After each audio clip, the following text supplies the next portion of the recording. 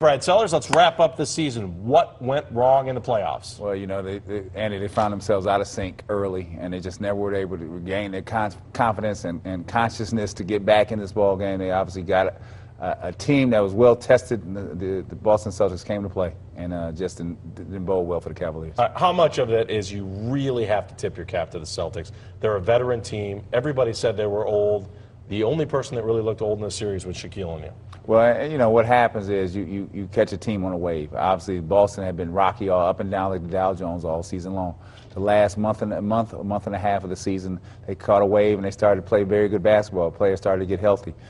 Kevin Garnett got very healthy, and they came in on a wave, and Cavaliers caught them at the wrong time. Ultimately, it led to the demise of this franchise for this year, and derailed every possible hope that the Cleveland fans had for going for that championship. How much did the last week of the season make a difference in the playoffs?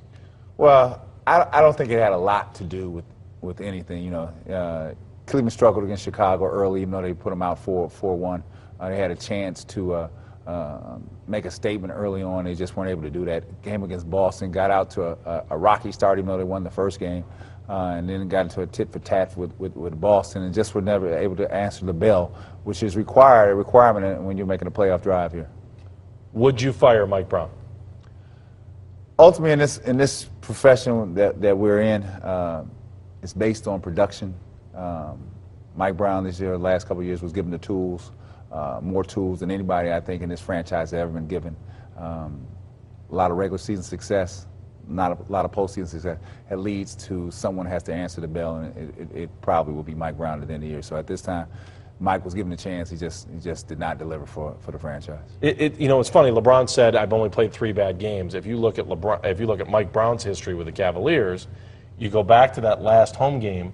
None of his teams had ever given up 120 points in any 4-quarter game his entire career with the Cavaliers. Well, you know, this thing is based on accountability. Obviously, people have to be accountable at the end of the day. Obviously, that Mike is at the top of the food chain as far as the organization is concerned, as far as from the team aspect. And obviously, we just did not get it done for whatever reason. And there are a lot of them swirling out here for whatever reason.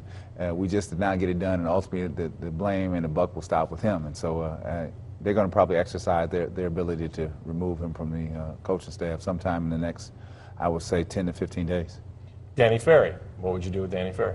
You know, Danny's in a tough position too, because I believe last year that there were some people in the organization that wanted Mike Brown to be gone at that particular time, and it's my understanding that Danny Ferry stepped in and gave Mike a vote of confidence.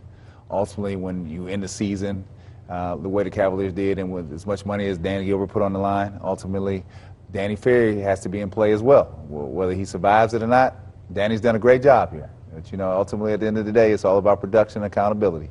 And just as the players are accountable, the coaching staff and management is accountable as well. All right, at some point, LeBron James and his group will talk to Dan Gilbert, and they'll try to figure out what they want to do, at least from a Cavaliers perspective. What do you ask for if you're LeBron James, and does it start with a head coach, and what does it take for LeBron James to stay in Cleveland? Well, obviously, if I'm LeBron James, I'm thinking this.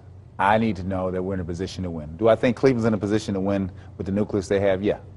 Their problem is that they're over the cap, and the ability to acquire any more free agents is going to probably take a major bust up with this team. So that's one thing that they're going to be facing against. The other thing LeBron James has to ask himself is, does he want to finish the job? Is he the one, the chosen one, that has been deemed to lead this franchise and the city of Cleveland back out of the dormancy of the 1960s? Does he want to accept that challenge? Very easy to run to Chicago, very easy to run to New York and New Jersey, you know. But, you know, the one thing that when you step out of that arena and into Chicago, and I'll tell you as a guy who's done his days in Chicago, the day that you don't produce, they're going to let you know. You know, you're not from Akron's not in Illinois. It's a suburb of Cleveland. Do you think in the back of the head then LeBron James says to himself, I think Cleveland's the place I need to be, but am I willing to take a chance? I heard a great interview with a financial expert who said, you know, you don't have to have a physical address next to Madison Avenue to be a part of Madison Avenue and be this global icon. As long as your games are on national television here in Cleveland, it doesn't matter. Andy, I never bought into all that. I just believe it works like this. The thing that we're up against here is obviously there's going to be a lot of people coming at you recruiting. LeBron never went to college, so he never got a chance to get recruited. Right. Okay, so that's what's going to occur here. So you get enamored with that. The other thing is that you have to know that when you're young, sometimes we think the grass is green on the other side, and then when you get to the other side, you find out, well, you know what? It wasn't as nice as I thought it was. I had it better set up where I was. But you don't only find that out once you take that leap. We've all been young, so we know, most of us, what it's like to bounce around in cities. And obviously Chicago and New York, they're major markets, and they're great cities. You're not going to get me to say anything negative about those two cities because they're great places to be.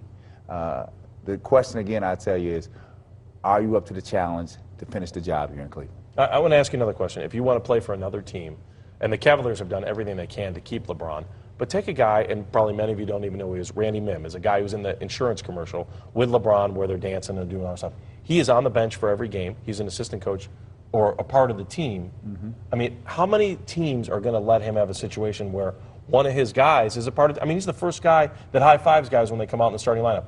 How many teams are going to let him do that, no matter who you are? Well, let's talk about it, where you go. The teams that are being bantered about, the Knicks, the Bulls, the Heat, is not going to occur. It will not occur because they have well-supplemented management that is going to make sure that it's run as a business. This is not a sideshow. It's not anything else than that. This is just straight business. And so if you're not with the product, you're behind the scenes somewhere, but you're not mixed in with the product. And so that's some of the little things that you tend to give up if you leave a place like this. The other thing, let me just flip it real quick. They need a guy here, if they replace Mike Brown, that's not afraid to call anybody out to say, hey, here we are. If you're not getting it done, I got to tell you you're not getting it done. That goes for anybody. And so it only works that way on championship teams when you have that kind of voice in the locker room. I want to throw another thing out at you. If you're LeBron James and you're looking at the New York Knicks, okay, which are run by the Dolans, we all know the Dolans, part of the family runs the Knicks, the other part of the family runs the Indians. And I will tell you, to a man, the better part of the family runs the Indians. That said, you see the way that Cablevision mentality is that runs the Indians. What makes you think anything's going to be any different when you see the Knicks, especially when you're a Yankees fan and you see that Dan Gilbert is running this organization like the Yankees? Fair? Well, it's a fair comparison. The thing is that, you know, it's the big city of New York. You know, it's the greatest place to play basketball games ever. The mecca of all basketball. You walk into Madison Square Garden, and I tell you, there is no place like it. When it is electric, it is electric. It is by far the best place to play, and I've played in many a place. That being said, do you want to accept the challenge to go to a franchise that has so much way to go to get back to the top? Do you want to do that, or do you want to finish the job here? That's what he's coming down to. You know, that's why Chicago is in the mix, because they seem to be a little bit closer than everybody else. But then you go there and you're in the shadow. You're in the shadow of number 23, the original 23. All right. Last point I'm going to throw out at you. If you're LeBron James, don't you think about staying 3 more years here, wait for Jersey with a new owner, move to Brooklyn, and revive the city that lost the Dodgers? You know, I think. You know, you could say that. You could do that. He could do that. He could leave. It's up to him. He's got to decide what challenge he wants to bestow upon himself. And ultimately, it comes down to that. Ultimately, I just think that Cleveland, as many fans think that we may not be a player in this thing, I think we are still a player in this thing. I think you have to appeal to the sideline and say, listen, are you man enough to accept the challenge to finish the job? That's where we are. There it is. Enough said, Brad. It has been an absolute blast. Great.